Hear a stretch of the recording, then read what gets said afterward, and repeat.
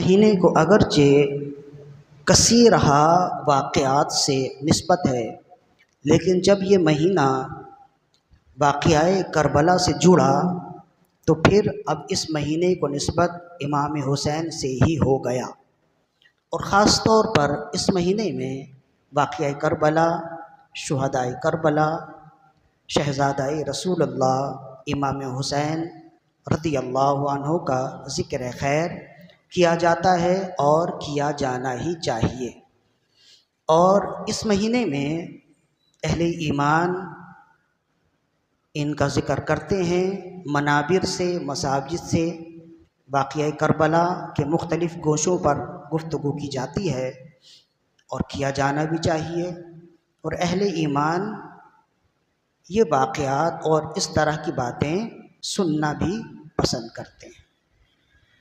और वाक़या करबला एक ऐसा वाक़या नहीं है जिसको भुला दिया जाए। वाक़या करबला एक दस्तूर ज़िंदगी है, पूरी इंसानियत की दस्तूर ज़िंदगी है। सही मानों में तो रसूलुल्लाह की सीरत तय्यबा हमारे लिए दस्तूर ज़िंदगी है ना। लक़द काना लकुम फ़ी रसूलिल्लाहि उस्वतुन हसना, बेशक तुम्हारे लिए रसूलुल्लाह की ज़िंदगी बेहतरीन उस्वाए हसना यानी नमूनाए ज़िंदगी है।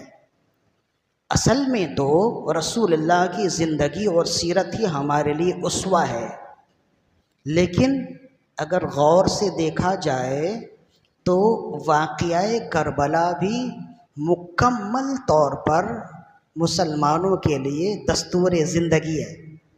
इसमें बाप का किरदार आपको मिलेगा, माँ का किरदार मिलेगा, बहन का किरदार मिलेगा, बेटी का किरदार मिलेगा, उस्ताद का किरदार मिलेगा, शागिर्द का किरदार मिलेगा, इमाम का किरदार मिलेगा, मुक्तदी का किरदार मिलेगा। फिर बचता क्या है? सारे किरदारों के लिए इस पूरे वाक़ये में दस्तूर ज़िंदगी मौजूद है। इसीलिए कहते हैं कि वाक़याए करबला फ़कत एक वाक़या नहीं बल्कि मुसलमानों की ज़िंदगी गुजारने के लिए एक मशअले राह, दस्तूर ज़िंदगी, मीनारे नूर है। उसकी एक मिसाल तो ये है। और दूसरी मिसाल आप देखें तो इमाम हुसैन रज़ियल्लाहु अन्हु जब मदीने से चले मक्का, आपकी तो 2 हिजरत हुई ना, पहले मदीने से मक्का आपने हिजरत की और मक्के से फिर 8 ज़ुल्हिज्जा को आपने कूफा की तरफ हिजरत की। तो जब आप मदीने से मक्का की तरफ जा रहे थे तो पीछे आपने अपने एक भाई को छोड़ा, हज़रत मोहम्मद अल मारूफ अल हनफिया। तो इन्हें जो है ना आपने एक वसीयतनामा लिख कर दिया था, ताकि कल होकर कोई अगर मुझ पर इल्ज़ाम लगाए तो मोहम्मद हनफिया पहले ही उन्हें ये दस्तूरनामा और ये वसीयतनामा दिखा दें कि ऐसा नहीं हो सकता, इसलिए कि इमाम हुसैन निकलने से पहले ही उन्होंने ये वसीयत कर दी थी, अपना इरादा बता दिया था। और उसमें आपने क्या लिखा था? एक तवील गुफ्तगू थी, एक तवील तहरीर थी।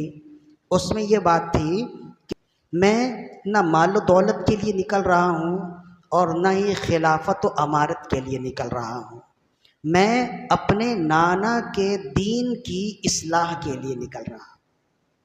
और फिर कहा व उसीरु बिसैरी जद्दी मोहम्मद रसूलुल्लाह व अबी अली इब्न अबी तालिब। और इस पूरे सफ़र में मैं 2 अफराद की सीरत की पैरवी करूँगा, एक अपने नाना मोहम्मद रसूलुल्लाह और एक अपने बाबा अली इब्न अबी तालिब। तो ये पूरे वाक़या करबला में इमाम हुसैन की पूरी सीरत रसूलुल्लाह की सीरत है।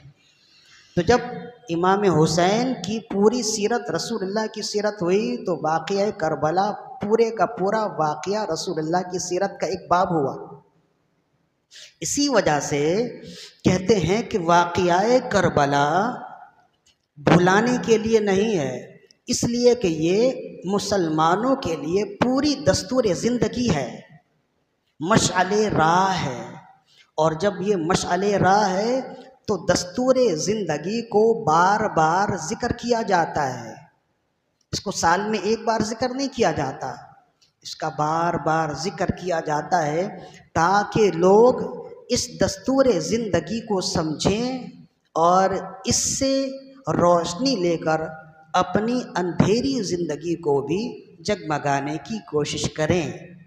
और यही तरीक़ा सहाबाए किराम रिदवानुल्लाहि अलैहिम अजमाइन का भी रहा। चुनांचे इमाम बुखारी ने लिखा, एक सहाबी रसूल हैं हज़रत अब्दुल्ला इब्न उमर, ये हज़रत उमर बिन ख़त्ताब रज़ी अल्लाहु अन्हु के बेटे हैं और कसीरुर रिवाया यानी सही अहादीस में बुखारी और मुस्लिम और सिहाह सित्ता में कसरत से रिवायत करने वाले ये हैं। इसलिए कि रसूलुल्लाह की ज़िंदगी में इनकी उम्र बिल्कुल नौजवानी की थी और फिर काफ़ी उम्र पाई, बहुत कुछ सुना रसूलुल्लाह से, तो आज आगे जाकर लोगों को बहुत कुछ रसूलुल्लाह का पैगाम पहुंचाया। तो एक शख्स हाजिर खिदमत हुआ और वो अर्ज़ करने लगा, या सैयदी ये बताएं कि एहराम की हालत में अगर कोई मक्खी जिस्म पे बैठ जाए और वो उस मक्खी को मारे और उसका खून एहराम में लग जाए तो उससे उसका एहराम ख़राब तो नहीं होगा, वो गुनाहगार तो नहीं होगा। हज़रत इब्न उमर रज़ी अल्लाहु अन्हुमा ने उसकी तरफ गौर से देखा और आपने उससे पूछा, मिन आइना, कहाँ से हो? तो कहने लगा, मिन अहलिल इराक़, मैं अहले इराक़ से हूँ। तो आपने उसकी तरफ गौर से देखा, फिर मुस्कुराए और फिर लोगों को कहने लगे, ज़रा इसको देखो, ये अहले इराक़ से हैं, रसूलुल्लाह के शहज़ादे को शहीद करके उनका खून बहाकर ये मेरे पास ये पूछने के लिए आए हैं कि मक्खी का खून अगर लग जाए तो वो सही होगा कि गलत होगा।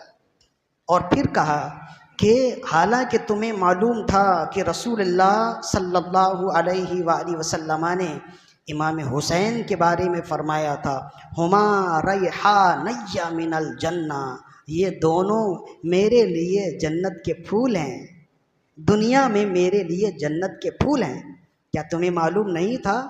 तो वो तो अहले इराक़ से था, कसूरवार था, तो खामोश रहा, सर झुका कर रहा। तो इसमें दो तीन बातें हैं जो गौरतलब हैं। सबसे पहली बात तो ये है कि वाक़या करबला को गुज़रे हुए कई बरस हो गए थे, लेकिन आपने याद रखा और ऐन मौके पर उसको बताया कि तुम कसूरवार हो। तो ये इस बात की दलील है कि वाक़या करबला भुलाने के लिए नहीं है बल्कि याद रखने के लिए है। और दूसरी बात यह है कि आपने उसके साथ गज़ब का, नाराज़गी का इजहार किया। ये इस बात की दलील है कि जो हुसैन का है मुसलमान उससे मोहब्बत करे और जो हुसैन के ख़िलाफ़ हैं मुसलमान उनसे नफ़रत करे। ये ज़रूरी है, ये सहाबा का तरीक़ा है कि जिसने इमाम हुसैन का साथ दिया मुसलमान उनका साथ दें, और जिन्होंने उस वक्त इमाम हुसैन का साथ ना दिया तो मुसलमान क़यामत तक उनसे अपना ताल्लुक़ तोड़े रखें। ना वो हुसैन के हैं ना मुसलमानों के हैं, और जब वो हुसैन के नहीं तो हुसैन के नाना के भी नहीं हैं और रब के भी नहीं हैं। ये इस हदीस से हमें दो फ़ायदे मिले। और तीसरा फ़ायदा मिला कि जब हज़रत इब्न उमर रज़ी अल्लाहु अन्हुमा ने उसे ये कहा कि क्या तुम लोगों को मालूम नहीं था कि रसूलुल्लाह ने फरमाया कि हुमा रैहानय्या मिनल जन्ना, ये दोनों जन्नत में दुनिया में मेरे जन्नती फूल हैं, तो वो खामोश रहे। मतलब क्या है? उन्हें मालूम था, उन्हें मालूम था। और इमाम हुसैन और हसन हुसैन की फ़जीलत पर ऐसा तो नहीं कि एक ही हदीस हो, अल हसन वल हुसैन सय्यदा शबाब अहलिल जन्ना, हसन हुसैन जन्नती नौजवानों के सरदार हैं। हुमा रैहानय्या मिनल जन्ना, ये दोनों दुनिया में जन्नत के मेरे फूल हैं। और फिर फरमाया हुसैन मिन्नी व अना मिन हुसैन, हुसैन मुझसे हैं और मैं हुसैन से हूँ। एक दो नहीं बिला मुबालगा दर्जनों फजीलत की रिवायात रसूलुल्लाह से मनकूल हैं, और दर्जनों बल्कि बिला मुबालगा सैकड़ों सहाबा से ये रिवायात उम्मत तक पहुँचती रही। इसी वजह से वो खामोश रहा। मतलब ये है कि उसके इल्म में भी ये बात थी। तो फिर अब सवाल यही आ जाता है कि जब इतने लोगों को मालूम था, तो जो मैदान करबला में इमाम हुसैन के मुकाबले में 22,000 का लश्कर लेकर आए, तो क्या उन लोगों को मालूम नहीं था कि उनके मुकाबले में कौन है? उस लश्कर में से लोगों को मालूम नहीं था? और जिन लोगों ने ये सारी सियासत चली, उन लोगों को मालूम नहीं था? बेशक मालूम था। इसलिए कि एक छोटे से बच्चे को मालूम है, तो इन लोगों को भी ज़रूर मालूम था। तो फिर ऐसा क्यों है कि मालूम होने के बावजूद इन्होंने अपनी आक़िबत ख़राब की? ऐसा क्यों है कि इन्होंने मालूम होने के बावजूद हुसैन इब्ने अली का खून बहाया? ऐसा क्यों है कि मालूम होने के बावजूद रसूलुल्लाह के पूरे घराने को उजाड़ दिया? ऐसा क्यों है? इस ज़माने के लोग हुसैन इब्ने अली के नाम पे अपनी जान निसार करने के लिए तैयार हैं। तो वो कैसे लोग थे जिनके सामने रसूलुल्लाह का हमशबी खड़ा था और वो उन पर उनकी जान लेने को तैयार थे? ज़रा आप उस मैदान का नक्शा देखें और फिर देखें ये लोग कैसे शकीजुल क़ल्ब थे। तो फिर आपको अंदाज़ा होगा कि कोई ऐसी ख़ास बात थी जिसकी वजह से ये सब के सब हुसैन इब्ने अली के मुखालिफ आए। इन तमाम फ़ज़ाइल और मनाक़िब को सुनने के बावजूद ये एक राज है। ये इंशाअल्लाह हम फिर किसी नशिस्त में बताएंगे कि इन राज़ों में से बाज़ राज़ें हैं जो अब तक पोशीदा हैं। इसलिए कि ये कोई ख़ास, ये कोई आम बात नहीं है, और ये कोई आम मार्का भी नहीं है कि दो पार्टियों के दरमियान में कुर्सी के लिए मार्का हुआ और फिर मामलात सही हो गए। ऐसा नहीं है। ये अल्लाह के रसूल के मुकाबले में, नवासाए रसूल के मुकाबले में खड़ा होना है। और ऐसा भी नहीं, दो पार्टियां जब आपस में लड़ती हैं ना, तो एक दूसरे को नहीं मानती, लेकिन वो ऐसे हैं कि वो हुसैन इब्ने अली को हुसैन इब्ने अली मान रहे हैं, नवासाए रसूल को नवासाए रसूल मान रहे हैं। इसके बावजूद वो इनके खिलाफ हैं। तो कोई ख़ास बात तो होगी जिस बात ने उन्हें मजबूर किया। हालांकि ये मजबूरी भी उनके लिए बाइसे उज़्र नहीं है, लेकिन कोई ख़ास मजबूरी तो होगी कि वो सब के सब ऐसे हो गए जिन्होंने अपनी आक़िबत ख़राब करी। लेकिन वाक़या करबला में बाज़ ऐसे अल्लाह वाले भी हमें नज़र आते हैं, जो चंद हैं जिन्होंने अपनी आक़िबत को दुरुस्त किया, अगरचे उनकी दुनिया बज़ाहिर ख़राब हो गई, लेकिन ऐसे मौके पर उन्होंने अपनी आक़िबत बचाई, हुसैन इब्ने अली का साथ दिया और इंतहाई नाजुक मौके पर अपनी वफ़ादारी अदा की, अपनी वफ़ादारी का हक़ अदा किया, जिसको कहते हैं कि वाक़या करबला मुकम्मल तौर पर मनफी किरदारों का मजमुआ है, जो सब के सब इमाम हुसैन के मुकाबले में आए थे। लेकिन इन मनफी किरदारों के मजमुआ में चंद ऐसे मुस्बत किरदार भी मिलते हैं। अब उन मुस्बत किरदारों में, अब तो वक्त तो ख़त्म होने वाला है, एक किरदार का ज़िक्र मैंने पहले भी किया था। एक किरदार है जो बहुत ही खूबसूरत किरदार है और वो हर एक को पसंदीदा किरदार है। वो किरदार है हुर बिन यजीद का।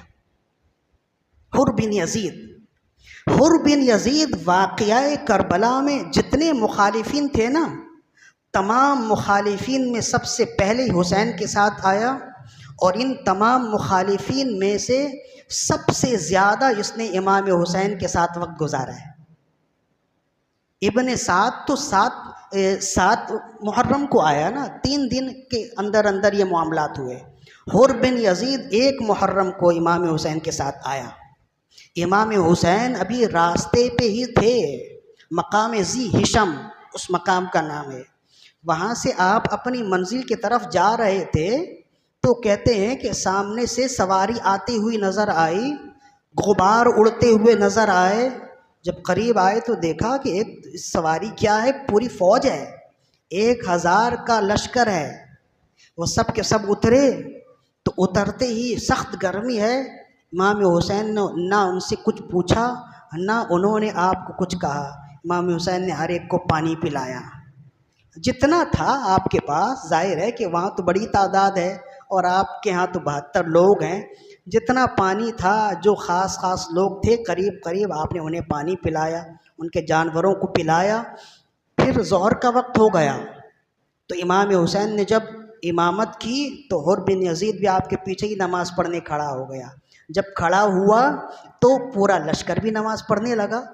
लश्कर की नमाज़ पढ़ लेने के बाद अब इमाम हुसैन ने एक मुख्तसर सा खुतबा दिया। चंद लोग नए थे तो आपने खुतबा दिया और कहा, देखो मैं हुसैन इब्ने अली हूँ और मैं इब्ने ज़ियाद से मिलना चाहता हूँ और मैं कूफा जा रहा हूँ इसलिए कि कूफा वालों ने मुझे बुलाया है, ख़त देकर बुलाया है। तुम कौन हो? तो कहने लगा, मैं हुर बिन यजीद हूँ और मुझे 1000 का लश्कर देकर इब्ने ज़ियाद ने भेजा है और उसने कहा है कि ख़बरदार हुसैन इब्ने अली को कूफा आने मत देना। तो मैं आपको रोकने के लिए यहाँ आया हूँ, मैं आपको कूफा जाने नहीं दूँगा। तो आपने कहा कि तुम क्यों कर रोकोगे, हालांकि ज़मीन अल्लाह की है और मैं जो जहाँ जाना चाहे जा सकता है, तुम्हें रोकने का क्या हक़ है? तो उसने कहा, मैं ये सब कुछ नहीं जानता हूँ, मैं अपने हुक्म का पाबंद हूँ, मैं मज़दूर हूँ और मुझे ये हुक्म दिया गया है कि हुसैन इब्ने अली का रास्ता रोको, कूफा आने मत दो। तो मैं बस इतना ही जानता हूँ, अब मैं आपके साथ साथ हूँ। आपने फरमाया मैं तो कूफा जाऊँगा, तो वो कहने लगा मैं आपको कूफा जाने नहीं दूँगा। तो फिर बीच में उसने कहा कि आप ऐसा करें, अभी तो कूफा का रास्ता तवील है, आप कुछ और सोचें, मैं इतने में इब्ने ज़ियाद के पास ख़त लिखता हूँ कि भाई वो तो कूफा जाने के लिए बज़िद हैं, अब तुम मुझे क्या हुक्म देते हो। इतने में ख़त का जवाब भी आ जाएगा, शायद आपको भी कोई नया रास्ता सूझ जाए, लिहाजा इतने में आप कूफा के अलावा कोई दूसरा रास्ता इख्तियार कीजिए या यहीं क़याम कर लीजिए। तो कहते हैं इमाम हुसैन ने कूफा जाने का इरादा तर्क किया और दूसरा रास्ता अपनाया जो दाएं की जानिब था। फिर आप बाएं जानिब चलने लगे, कूफा से हट के चलने लगे। तो कहते हैं कि आप चल रहे थे और हुर बिन यजीद आपके साथ साथी था, आपके साथ साथ नमाजें भी पढ़ता, ज़ोहर की नमाज, असर की नमाज, तमाम नमाजें वो बमाए लश्कर के आपके साथ ही अदा करता। हत्ता कि 1 मुहर्रम से 7 मुहर्रम की तारीख़ जब आई, जब इमाम हुसैन मकाम गासिरिया में रुके, तो कहते हैं इब्ने ज़ियाद का ख़त आया उसी वक्त। उसने कहा कि हुसैन को ना कूफा आने दो ना मेरे पास आने दो, हुसैन को एक खुली जगह पर उतार दो जहाँ पानी ना हो, खुली जगह पर एक रेगिस्तान में वहाँ उतारो। तो कहने लगा, हुर बिन यजीद कहने लगा, मुझे अभी अभी ख़त मिला है और मज़ीद 4000 का लश्कर भी आया इब्ने ज़ियाद के पास से, और उस लश्कर का सिपाही सालार था, उसके पास एक पर्ची थी, ख़त था, उसमें लिखा था, इब्ने ज़ियाद ने लिखा कि देखो हुर बिन यजीद अगर मेरा हुक्म ना माने तो तुम उसे माजूल समझना, फिर तुम ये काम करना। तो उसे तो अपनी नौकरी ख़तरे में लगने लगी ना। उसने कहा नहीं, मैं ही ये काम करता हूँ, इसलिए कि जिसके पास ताकत आ जाए तो वो ये चाहता है कि उसकी ताकत हमेशा बरकरार रहे। तो कहते हैं कि ये 7 मुहर्रमुल हराम है। 7 मुहर्रमुल हराम को हुर बिन यजीद ने ज़बरदस्ती इमाम हुसैन को मकाम गासिरिया पर रोका। जब मकाम गासिरिया पर रोका तो इमाम हुसैन ने पूछा, इस जगह का क्या नाम है? तो कहा गासिरिया। और कोई नाम है? कहा मारिया। और कोई नाम है? तो नीनवा। और कोई नाम है? तो करबला।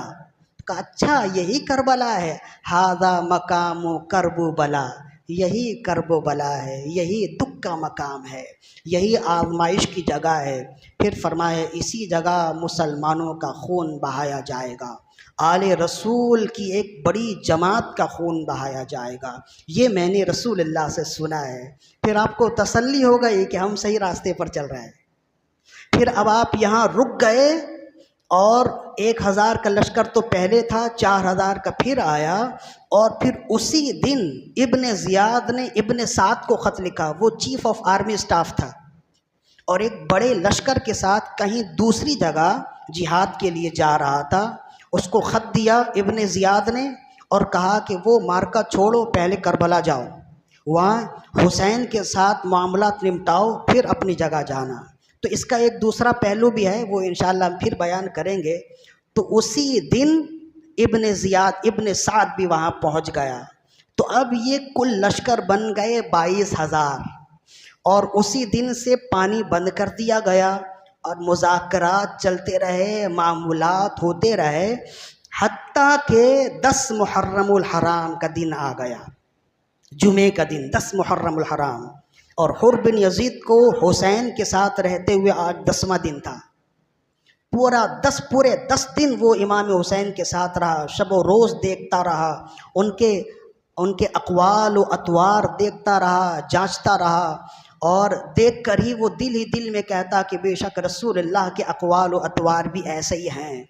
अब जब आमने सामने फ़ौजें खड़ी हैं तो तमाम मौर्रिखीन ने लिखा कि इमाम हुसैन ने आखिरी खुतबा दिया था, जब आमने सामने पूरी फ़ौज थी ना, आपने खुतबा दिया था कि लोगों जो जानता है वो जान ले और जो नहीं जानता वो भी जान ले कि मैं हुसैन इब्ने अली हूँ, ताकि क़यामत के दिन कोई ये ना कह सके कि या अल्लाह मुझे मालूम नहीं था कि मेरे मुकाबले में कौन आया। और फिर आपने कहा मैं हुसैन इब्ने अली हूँ और आज दुनिया में हुसैन इब्ने अली कोई दूसरा नहीं है मेरे अलावा। आज दुनिया में रसूलुल्लाह का नवासा मेरे अलावा कोई नहीं है। नहीं जानते? हाँ, मैं ही वो हूँ जिनके बारे में रसूलुल्लाह ने फरमाया अल हसन वल हुसैन सय्यदा शबाबी अहलिल जन्ना, हसन हुसैन जन्नती नौजवानों के सरदार हैं। और सुनोगे, रसूलुल्लाह ने मेरे ही बारे में फरमाया कि मेरे जिस्म से जन्नत की खुशबू आती है। और सुनोगे, रसूलुल्लाह ने मेरे बारे में फरमाया कि रसूलुल्लाह मुझे चूमा करते थे, रसूलुल्लाह मुझे सूंघा करते थे। और सुनोगे, रसूलुल्लाह ने फरमाया हसन सर से लेके नाफ तक मुझ जैसा है और हुसैन नाफ से लेकर पाँव तक मुझ जैसा है। और सुनोगे, रसूलुल्लाह ने फरमाया हसन को मैंने अपना हिल्म दिया है, हुसैन को मैंने अपनी शुजाअत दी है। ये सारी रिवायतें इमाम हुसैन अहले कूफा को, यजीदियों को सुना रहे हैं और वो सर नीचे किए सुन रहे हैं। फिर आपने फरमाया हो सकता है कि तुम में से किसी के दिल में हो कि मैं गलत बयानी कर रहा हूँ, खुदा न खास्ता। तो आज सहाबाए रसूल, आज रसूलुल्लाह के चंद सहाबा मौजूद हैं, जाबिर बिन अब्दुल्ला मौजूद हैं, अनस बिन मालिक मौजूद हैं, अब्दुल्ला इब्ने अब्बास मौजूद हैं और दीगर सहाबा भी हैं, मौजूद हैं। मेरी फ़जीलत क्या है? जाओ जाबिर बिन अब्दुल्ला से पूछो। मेरी फ़जीलत क्या है? जाओ इब्ने अब्बास से पूछो। मेरी फ़जीलत क्या है? जाओ अनस बिन मालिक से पूछो। इतना जब आपने अपनी फ़जीलत और अपना मकाम, अपना मेयार, अपना मर्तबा बयान कर दिया, इसके बावजूद उनके पाँव में लग़ज़िश नहीं आई। जब इतना सुन चुके तो वो कहने लगे कि आप जो भी कुछ करना है करें। इब्न साद कहने लगा हमें हुक्म दिया गया है कि आपको रास्ते से हटाना है तो हटाना है। अब जब दोनों जमातें आमने सामने हो गई ना, तो अब हुर बिन यजीद खड़ा तो है यजीदियों के साथ, लेकिन उसके पाँव काँप रहे हैं। तबरी ने लिखा उसके पाँव काँप रहे हैं। तो साथ का जो शख्स था जिसने हुर बिन यजीद के साथ कई जंगें लड़ी थी, वो कहने लगा तुम जैसा बहादुर और निडर तो मैंने आज तक नहीं देखा। अरब में तो तुम बड़े मशहूर बहादुर हो, और आज क्या है, मुट्ठी भर लोगों के मुकाबले में तुम्हारे पांव कांप रहे हैं। तुम्हें तो ऐसा नहीं होना चाहिए। तो हुर बिन यजीद कहने लगा कि ये मुट्ठी भर लोग नहीं हैं, ये कुल कायनात हैं। आज मेरे सामने जन्नत भी है और दोज़ख भी है, और मुझे आज फैसला करना है कि मुझे जन्नत की तरफ जाना है या दोज़ख की तरफ जाना है। ये कहकर उसने अपने घोड़े को एड़ लगाई और इमाम हुसैन के साथ शामिल हो गया, आकर मिल गया। ए हुर किसे मिली ये शहादत के ज़ेबो ज़ैन, बाली पे तेरे आई हैं खुद मादरे हुसैन। इस मर्तबे के बाद तो सब तुझको मिल गया, ए हुर हुसैन मिल गए, रब तुझको मिल गया। तो कैसे एक लम्हे में उसने अपनी वफ़ादारी साबित की, अपनी वफ़ादारी निभाई। अल्लाह गरीक़ रहमत करे ख़तीब अहले सुन्नत शफ़ी उकाड़वी साहिब रहमतुल्लाहि अलैह। हमने बचपन से ही उनको सुना, और उनके बयानात ऐसे कि अब तक कानों में वो चल रहे, बाज़े गश्त हो रहे होते हैं ना। तो जब वो इस मकाम पर आते ना तो चंद अशार पढ़ते थे। आप भी जानते हैं वो अशार, तो याद भी होंगे, इसलिए कि वो कोई गैर मारूफ नहीं है। हज़ारों में 72 थे वो तस्लीम व रज़ा वाले, हकीकत में खुदा उनका था और वो थे खुदा वाले। हज़ारों में 72 थे वो तस्लीम व रज़ा वाले, हकीकत में खुदा उनका था और वो थे खुदा वाले। हुसैन इब्ने अली की क्या मदद कर सकता था कोई, वो खुद मुश्किल कुशा थे और थे मुश्किल कुशा वाले। और ये नारा हुर का था जिस वक्त वो फ़ौज शाम से निकला, ये देखो यूँ निकलते हैं जहन्नम से खुदा वाले, ये देखो यूँ निकलते हैं जहन्नम से खुदा वाले। तो एक लम्हे में वो जहन्नमी से जन्नती बन गया, और फिर जब वो जन्नती बन गया तो फिर वो उसके नाम के साथ हम कहने लगे हज़रत हुर रज़ियल्लाहु अन्हु। अब तक तो हम कह रहे थे हुर। तो जब वो हज़रत इमाम हुसैन के साथ अब सामने आया, आकर कहने लगा कि ए नवासा रसूल, मुझे माफ़ कीजिए, मुझे मालूम नहीं था कि वाक़या मामला यहाँ तक पहुँच जाएगा। ये ऐसे शकीउल क़ल्ब हैं कि ये आपको मारे और कत्ल किए बगैर छोड़ने वाले नहीं हैं। मुझे मालूम नहीं था कि ये लोग इस हद तक गिर जाएंगे, लेकिन जब मुझे अब लगा कि अब वफ़ादारी निभाने का वक्त है और अपनी गलती सुधारने का वक्त है, अब मैं आपके साथ हूँ। आपने फरमाया ठीक है, अपने घोड़े से उतरो और कुछ पानी वगैरह पी लो, तुम भी कुछ अरसा से प्यासे हो गए, हालांकि आप खुद 3 दिनों के प्यासे हैं। तो कहने लगा कि ए इमाम हुसैन, अब मैं घोड़े से उतरूँगा नहीं हत्ता कि उतारा जाऊँ, इसलिए कि इतने अरसे तक आपकी मुखालिफत पे रहा, अब आपके साथ मिल के लड़ूँगा और उस वक्त तक घोड़े से नहीं उतरूँगा जब तक मेरा जिस्म छलनी ना कर दिया जाए, जब तक मैं अल्लाह की राह में और आप पर कुर्बान ना हो जाऊँ। तो कहते हैं मैदान करबला में वफ़ादारान इमाम हुसैन में सबसे पहला शहीद हुर बिन यजीद है, सबसे पहले शहीद। तो 10 दिनों का वक्त था इनके पास, 10 सबसे ज़्यादा वक्त पाया इन्होंने। और ये एक सरकारी नौकर भी रहे, है ना, ये कमांडर रहे, अपनी बटालियन के कमांडर रहे, 1000 के लश्कर की कमांडिंग कर रहे हैं। रियासत भी इनकी है, रियासत का हुक्म भी इनका है, सारी मशीनरी इनकी है, रियासत की तरफ से दबाव भी है। इसके बावजूद काम वही किया जो मुमताज़ कादरी ने किया। तो ऐसे होते हैं वफ़ादार। तो जो वफ़ादार होते हैं ना, उनके लिए वक्त की ज़रूरत नहीं है, उनके लिए कोई भी मसला उनकी वफ़ादारी की राह में रुकावट नहीं होता। वो हर मसले में अपनी वफ़ादारी के लिए रास्ता ज़रूर निकाल लेते हैं। तो इसमें बड़े पैगाम हैं और बहुत सारी बातें हैं ज़िंदगी गुजारने के लिए। बस एक पैगाम ये समझ लीजिए कि अपनी ज़िंदगी में वफ़ादारी को अहमियत दीजिए। ज़िंदगी में जब भी जन्नत और दोज़ख का फ़ैसला हो, वफ़ादारी और ग़द्दारी का फ़ैसला हो, बग़ैर कुछ सोचे समझे वफ़ादारों का साथ दीजिए। आपकी दुनिया भी अच्छी हो जाएगी, आखिरत भी अच्छी हो जाएगी। आज सब मर खप गए, लेकिन हुर का नाम हुर बिन यजीद रदियल्लाहु अन्हु के नाम से आया ना।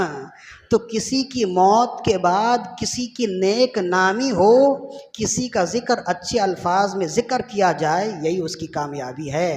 अल्लाह ताला से दुआ है कि हमारी आज की हाज़िरी अपनी बारगाह में कबूल व मकबूल फ़रमाए। वमा अलैना।